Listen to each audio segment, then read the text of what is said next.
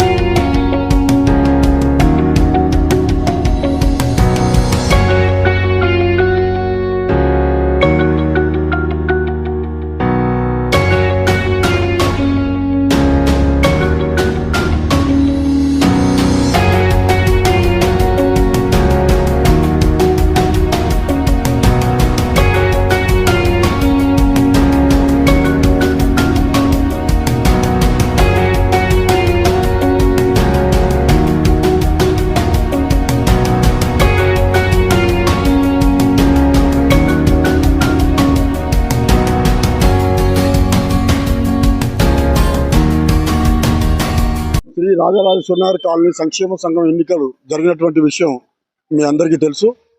ఈ ఎన్నికల్లో ఘన విజయాన్ని అందించినటువంటి మన గౌరవ రెసిడెంట్స్ అందరికీ కూడా హృదయపూర్వక ధన్యవాదాలు తెలియజేసుకుంటున్నాను. అదేవిధంగా ముఖ్యంగా ఈ ఎన్నికల్లో విజయం సాధించడానికి సహకరించినటువంటి మా మిత్రులు శ్రీకాంత్ గారు, మహేష్ గారు, శ్రీహరి గారు, నరసయ్య గారు, జయరాజ్ రెడ్డి గారు, శేష్ గారు, నరసింహ గారు, బాలరాజు గారు, అనిల్ గారు, రామచంద్రారెడ్డి గారు, నరసింహ గారు, సాయిబాబా గారు, ఈ విధంగా రామచంద్రారెడ్డి గారు, ఈ విధంగా ఎంతో మంది మిత్రులు అహర్నిశలు కష్టపడి ఈ ఎన్నికలకు కృషి చేశారు. వాళ్ళందరికీ కూడా హృదయపూర్వక ధన్యవాదాలు తెలియజేసుకుంటున్నాను. ఇకపోతే ఈ ఎన్నికల్లో నేను 20 సంవత్సరాలుగా రహస్య బ్యాలెట్ పద్ధతిలో కంటిన్యూగా ఎన్నికవుతూ వస్తున్నాను. ఈ రోజు నాటికి 3 సంవత్సరాలు పూర్తి చేసుకున్నాను.